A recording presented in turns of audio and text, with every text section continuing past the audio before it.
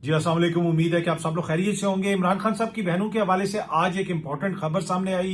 अदालत से कुछ इंपॉर्टेंट खबरें हैं। आजम स्वाति साहब ने कुछ बातें की हैं, कुछ आलमी सतह की खबरें हैं। कोशिश होगी कि आज के ब्लॉग के अंदर ये सारी तफसीलात आपके साथ शेयर की जाए। सबसे पहले हुकूमत ये मसलसल कहती है कि हमारे मुखालफिन हमारे खिलाफ प्रोपेगेंडा कर रहे हैं कि जी पाकिस्तान में तरक्की नहीं हो रही, पाकिस्तान में ये नहीं हो रहा, वो नहीं हो रहा, पाकिस्तान में तो सब कुछ बेहतरीन चल रहा है, बिजनेस बेहतरीन चल रहा है। बल्कि हमारे वजीर आजम हर जगह पे जाके लोगों को बताते हैं कि पाकिस्तान में कितनी मौशी तरक्की हो रही है और आप आएं और पाकिस्तान में इन्वेस्ट करें। यूएई में भी जो इनका हालिया दौरा था वहां भी खिताब करते हुए इन्होंने उड़ान पाकिस्तान का भी जिक्र किया, पाकिस्तान में इन्वेस्टमेंट अपॉर्चुनिटीज का जिक्र किया और बताया कि कैसे पाकिस्तान में आके इन्वेस्टमेंट की जा सकती है।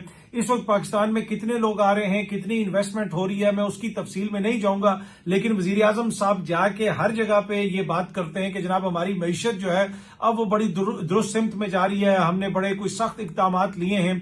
भाई इशू ये है कि अगर आपकी मईशत दुरुस्त सिमत में जा रही हो तो वो आपको बताने की जरूरत नहीं, दुनिया को वैसे ही पता चल जाता है। लेकिन उसके बावजूद वजीर आजम साहब बताते भी हैं और ये भी कहते हैं कि आप आएं और पाकिस्तान में आके इन्वेस्टमेंट करें और यहां पे आके अपना पैसा लगाएं तो आपको बड़ा फायदा होगा।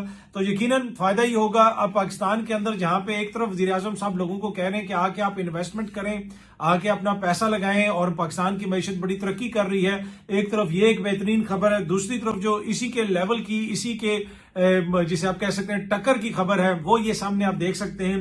जंग न्यूज भी रिपोर्ट कर रहा है कि चाहत फतेह अली खान का लोगों को गुलकारी सिखाने का ऐलान। जी हां जी, चाहत फतेह अली खान साहब ने जो है अब एकेडमी वो खोलेंगे और लोगों को गुलकारी सिखाएंगे।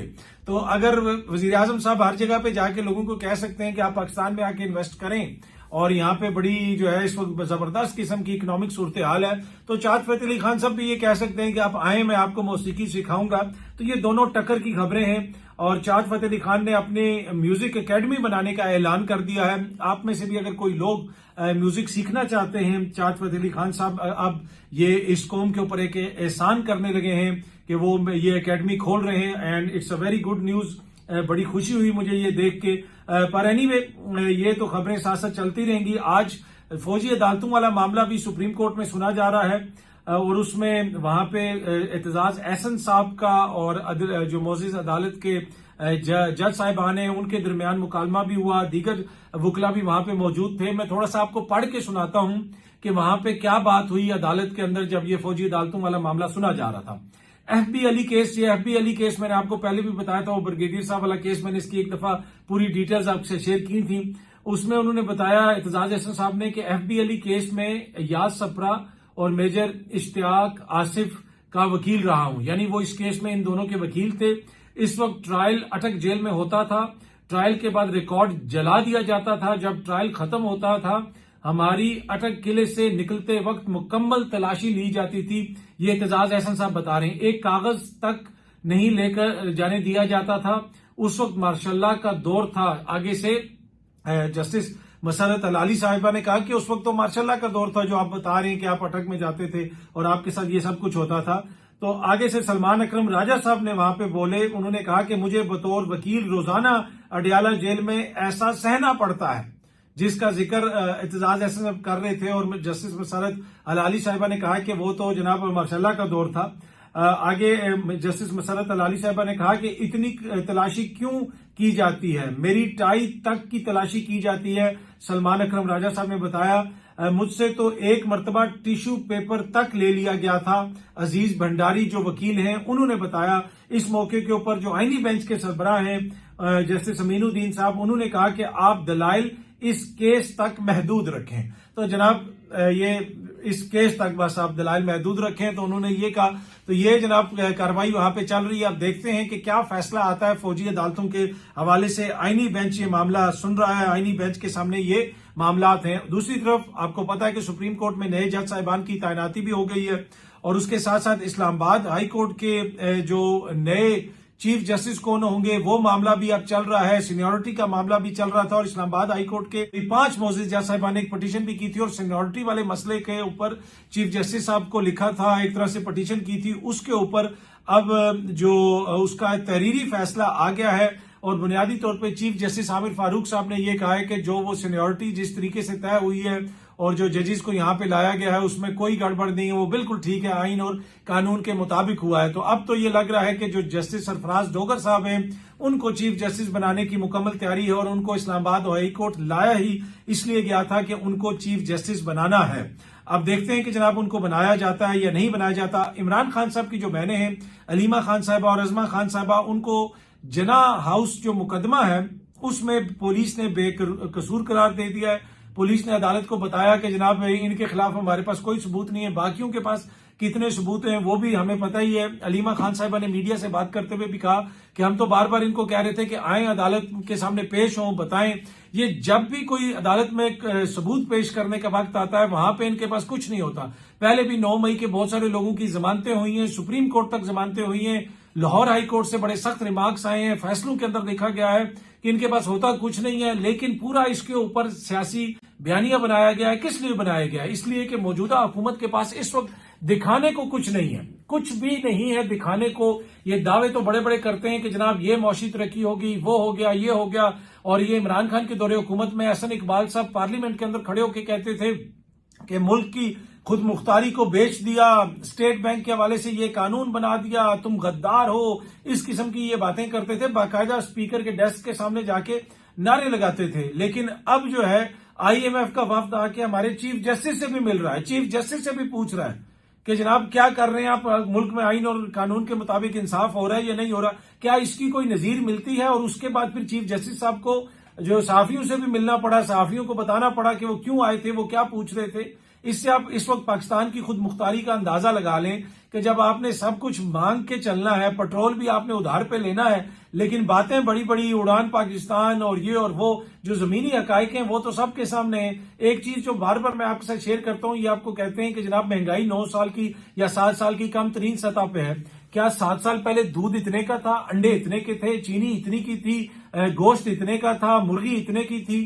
कैसे अवाम के शऊर की तौहीन की जाती है और ये बयानियां बनाने की कोशिश की जाती है कि जनाब वो तो इस वक्त बड़ी जबरदस्त है, ये है, वो है। पिछले साल जो आप लोगों ने गैस के बिल दिए थे, क्या इस साल वो गैस के बिल इतने हैं?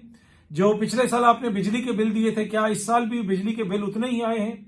तो गैस की कीमत में कितने 100% इजाफा हुआ, बिजली की कीमत में कितने 100% इजाफा हुआ। इस वक्त तो मेजोरिटी पाकिस्तान में लोग ऐसे हैं जो गैस और बिजली का बिल देने के बाद उनके पास पैसा नहीं बचता कि वो कुछ और खरीद सकें, और ये कह रहे हैं कि जनाब यहाँ पे महंगाई जो है वो 7 साल की या 9 साल की कम तरीन सतह के ऊपर आ गई है। अच्छा, पाकिस्तान तहरीक इंसाफ के सेनेटर एजाज चौधरी साहब ने इस्लामाबाद हाई कोर्ट से रुजू किया है और उन्होंने कहा है कि जी मेरे प्रोडक्शन ऑर्डर जारी करवाए जाएं, मुझे उधर पेश करवाया जाए सेनेट के अंदर। पहले चेयरमैन सेनेट ने भी प्रोडक्शन ऑर्डर जारी किए थे, लेकिन एजाज चौधरी को पहले पेश नहीं किया गया था। आपको याद होगा वो जेल इंतजामिया ने कहा कि वो सिक्योरिटी के मसाइल हैं, उस वक्त उनको पेश नहीं किया गया। कल जब जस्टिस मोहसिन अख्तर कियानी साहब ने रिमार्क्स दिए कि ना अदलिया की हालत है, ना पार्लियामेंट की हालत है, ना इंतजामिया की हालत है और तमाम पिलर जो है वो एक तरह से लगता है कोलैप्स कर रहे हैं, तो स्पीकर कौमी असम्बली ने बड़ा बुरा मनाया। लेकिन इस वक्त जो हालत है पार्लियामेंट की वो हमारे सामने नहीं है। जिस तरीके से वहां से कानून साजी हुई, जिस किस्म के इल्जामात लगे और फॉर्म 47 के जो इल्जामात लगते हैं और पतन की जो रिपोर्ट है, पतन की रिपोर्ट के मुताबिक 265 हल्कों में से 207 हल्के ऐसे हैं कौमी असम्बली के जिनमें फॉर्म 47 मशकूक हैं। और नवाज शरीफ साहब के हल्के में उन्होंने बताया कि जनाब कौमी असम्बली और सूबाई असम्बली की जो सीटें हैं उनके वोटों में फर्क है, यानी जो लोग गए हैं उन्होंने सूबाई में नहीं डाला लेकिन कौमी में मियां साहब को डाल दिया है। और बहुत सारे पोलिंग स्टेशन ऐसे हैं कि जहां पे बहुत ज्यादा टर्न आउट हुआ और वहां पे सारी जगहों पे मियां साहब जीते और बड़ी खौफनाक किस्म की वो पतन की रिपोर्ट है। और पतन की रिपोर्ट के मुताबिक सरवर बारी साहब ने बताया कि पाकिस्तान की तारीख में हमने आज तक इतनी बड़ी धांधली नहीं देखी जितनी बड़ी धांधली ये हुई है। और इसी वजह से धांधली को छुपाने के लिए कभी पीका एक्ट में तरमीम की जाती है, कभी 26वीं आईनी तरमीम लाई जाती है, कभी और कोई मामला उठाया जाता है। तो बुनियादी तौर पे ये सारा मसला धांधली को छुपाने का है। और जिस तरह इत्तेजाज अहसन साहब भी कहते हैं, फॉर्म 45 की लाश जो दफन है इनके सहनों में, उसको छुपाने के लिए ये सारी कानून साजी हो रही है। अब एजाज चौधरी साहब को पेश किया जाएगा या नहीं किया जाएगा मुझे नहीं पता, लेकिन कम से कम उन्होंने इस्लामाबाद हाई कोर्ट से रुजू जरूर कर लिया है। अच्छा, आजम स्वाति साहब भी रिहा हो गए हैं। उन्होंने कहा कि मुझे बुरी तरह मेरे ऊपर तशद्दुद किया गया, मुझे 9 दिन से CTD में रखा गया, लेकिन इस उम्र में भी इमरान खान के कारकुन की हैसियत से उनके साथ खड़ा रहूंगा। उसके अलावा अपनी पार्टी से भी उन्होंने कुछ गिले शिकवे किए, कहा कि इमरान खान साहब को जाके वो सारी बातें बताएंगे कि क्या मसाइल हैं, किस तरह की चीजें हैं। लेकिन एक बात इंपॉर्टेंट है जो उन्होंने की, उन्होंने कहा कि इस उम्र में भी मेरे साथ जो कुछ होता रहा, मैं इमरान खान साहब के साथ खड़ा था और इमरान खान साहब के साथ ही खड़ा रहूंगा। कोई किसी किस्म की मेरे मौकिफ में कोई तब्दीली नहीं आएगी।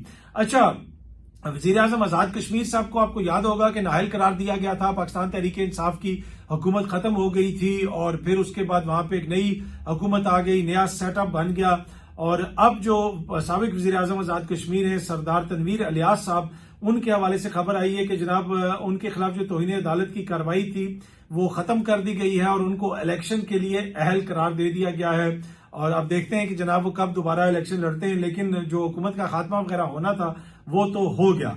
अच्छा, सदर ट्रंप से मुलाकात हुई है उर्दन के शाह की, ये सामने आप तस्वीर भी देख सकते हैं। बड़ी दोनों के चेहरों से आपको लगता है कि बड़ी अनकंफर्टेबल किस्म की मुलाकात है। सदर ट्रंप ने जिस किस्म की बातें की गजा के हवाले से, अब शाह जो उर्दन के शाह हैं वो मतलब कि पहले उन्होंने रिजेक्ट किया था सारी चीजों को, लेकिन यहाँ पे मुंह पे बैठ के उस तरह रिजेक्ट नहीं कर सके। और ये आपको पता है कितने ज्यादा वोट लेके इलेक्ट हुए हैं वहां पे, उस तफसील में मुझे जाने की जरूरत नहीं है। लेकिन बड़ा एम्बेरसिंग मोमेंट था जिस तरीके से ट्रंप ने इनके सामने बैठ के ये बातें की। अब नेतन्याहू जब आया हुआ था उसके सामने तो ट्रंप ने ऐसी बातें नहीं की। और एक और बात भी मैं आपको बता दूं, अगर यहाँ पे तुर्की का सदर बैठा होगा, यहाँ पे कोई इलेक्टेड किसी मुल्क का बैठा होगा, तो ट्रंप शायद इस तरह की बात ना करे और आगे से उसको जवाब मिलेगा।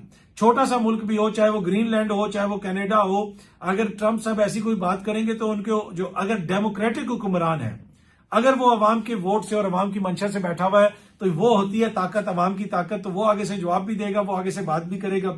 यहाँ पे जनाब शाह साहब बस मुंह नीचे करके बैठे रहे और काफी अनकंफर्टेबल लग रहे थे। अच्छा, एक तरफ जहां पे हम देखते हैं कि जी हमारे हुक्मरानों के गैर मुल्की दौरे, सदर जरदारी साहब चीन चले गए, साथ डॉक्टर आसिम साहब भी चले गए और जिन पे 462 अरब रुपए की करप्शन का इल्जाम लगा था, बाकायदा JITs बनी थी, दहशतगर्दी के मुकदमात चले थे और जरदारी साहब के ऊपर खुद भी जो कुछ चलता रहा वो भी माजी के हमारी तारीख का हिस्सा है।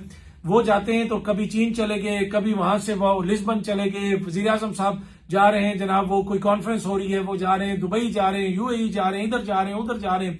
लेकिन जहां पे भी दुनिया में इस वक्त वर्ल्ड शेप हो रहा है, जहां पे आने वाले हमारे दुनिया की हैयत का तायुन हो रहा है कि दुनिया हमारी कैसी होगी, दुनिया को हमने कैसे आगे लेके चलना है, वहां पे किसी भी जगह पे डिसीजन मेकिंग में पाकिस्तान का टके का किरदार नहीं है। इस वक्त अगर आप खिते में देखें, एक तरफ चीन है, एक तरफ इंडिया है और पाकिस्तान को तो FPAC कहते हैं कि पाकिस्तान को अफगानिस्तान के साथ जोड़ दिया गया। तो हमें खुद अपनी सोल सर्चिंग करने की जरूरत है कि आज 76 बरस के बाद, इतने ऑलमोस्ट 8 दिहाइयों के बाद हम इस पोजीशन में क्यों खड़े हैं। हमारी ये जो पोजीशन है इसकी क्या वजह है? क्या आइन और कानून के मुनाफी इकदामात इसकी वजह है, हमारा निजाम हुकूमत इसकी वजह है, या जहनी तौर पे हम मफलूज हैं, जहनी तौर पे कमजोर हैं? टैलेंट तो पाकिस्तान में बहुत बड़ा बड़ा टैलेंट है। यहाँ पे जिस तरह आपको पता है बड़ी बड़ी अक्सरियत वाली यहाँ पे हुकूमत बनती है, जिस तरह अभी माशाल्लाह एक बड़ा हुकूमत बनी हुई है। ये अक्सर कहते हैं कि जनाब ये देखें जी, एक इमरान खान का वोट एक तरफ, हम सारी जमातों ने मिलकर हुकूमत बनाई हुई है, तो हमारा तो मैंडेट बहुत बड़ा है। तो ये भी बहुत बड़ा मैंडेट है, जिस तरह जो चाहत फतेह अली खान साहब का बहुत बड़ा टैलेंट है और उन्होंने अकेडमी बनाई हुई है और इन्होंने हुकूमत बनाई हुई है। अच्छा, एनीवे मैं अर्ज कर रहा था कि जहां पे भी ये सब कुछ हो रहा है वहां पे हमें कहीं पे भी पाकिस्तान उस तरह फीचर होता हुआ नजर नहीं आता। इधर कॉन्फ्रेंस में या उधर कॉन्फ्रेंस में जाना, 1-2 दिन प्रोटोकॉल एंजॉय करना, वो बात नहीं। असल में इस मुल्क के लिए हम क्या कर रहे हैं? अगर आप ये देखें, फ्रांस के अंदर AI के हवाले से एक बड़ी इंपॉर्टेंट समिट हुआ है जिसमें अमेरिका के वाइस प्रेसिडेंट आए हैं, मोदी साहब गए, मोदी को बीच में वहां पे खड़ा किया गया है, वहां पे इतना उसको प्रोटोकॉल दिया गया है। चाइना के जो डिप्टी प्रीमियर हैं वो वहां पे आए हैं, उनकी मुलाकात मैक्रोन साहब से हुई है, JD वेंस की मुख्तलिफ लोगों से मुलाकात हुई है जो अमेरिका के नायब सदर हैं। और AI के हवाले से ये समिट था कि AI का आगे क्या किरदार होगा, कैसे चीजों को लेके चला जाएगा और बड़ा मतलब कि आगे वर्ल्ड को कैसे शेप करना है। एक पॉलिसी लेवल की वहां पे बातें हुई, इसलिए कि AI का किरदार अब दिन ब दिन बढ़ता जा रहा है। AI ओपन हो जाए, उसके अलावा चैट जीपीटी हो जाए, फिर डीप सीक गालबन नाम है उसका, जो चाइना ने भी अब एआई जारी कर दी है, वहां से भी वो एक वर्जन सामने आ गया है। तो ये वो सारी चीजें हैं जो आने वाली हमारी दुनिया को शेप करेंगी, दुनिया किस तरफ जाएगी उसमें आप देख सकते हैं कि किस किस मुल्क का किरदार है। वहां पे जर्मन चांसलर भी हैं, वहां पे यूरोपीय यूनियन की प्रेसिडेंट भी हैं, वहां पे दीगर लोग भी हैं, लेकिन क्या पाकिस्तान का कोई बंदा वहां पे है? वहां पे बड़े बड़े जो आईटी जायंट्स हैं वो भी हैं। तो इंडिया वहां पे है, पर हम लोग इधर जा रहे हैं, उधर जा रहे हैं। ये हो गया, बड़े हमारे बरादराना ताल्लुकात हो गए, ये हो गया, वो हो गया, इश्तिहारात दे दें, बड़े बड़े इश्तिहारात दे दें। मुझे नहीं पता कि आज भारत के अखबारात में कितने इश्तिहारात छपे होंगे बड़े बड़े के जनाब मोदी का समिट बड़ा कामयाब हो गया, क्या पता छपे हो, मुझे नहीं पता। पर मैं वैसी बात कर रहा हूं कि जिन ममालिक के अंदर तरक्कियां होती हैं, आप मगरबी ममालिक को देख लें, वहां पे कभी हमने नहीं देखा कि अखबारात में इतने बड़े बड़े इश्तिहारात छप रहे हो कि तरक्की हो रही है, कितना काम अच्छा हो रहा है। जब काम अच्छा हो रहा होता है, तरक्की हो रही होती है, तो वो नजर आ जाती है। जिस तरह टैलेंट जब होता है ना, टैलेंट नजर आ जाता है। चाँद फतेह अली खान साहब के टैलेंट को दबाने की कोशिश की गई, लेकिन टैलेंट तो नजर आ रहा है। इसी तरह इस हुकूमत की कारकर्दगी के ऊपर मेरे आप जैसे लोग जितनी मर्जी तनकीद करते रहे, इनका टैलेंट और इनकी कारकर्दगी जो है वो सबके सामने और नजर आ रही है। बहुत जल्दी आप सब दोस्तों से दोबारा मुलाकात होगी। Thank you very much.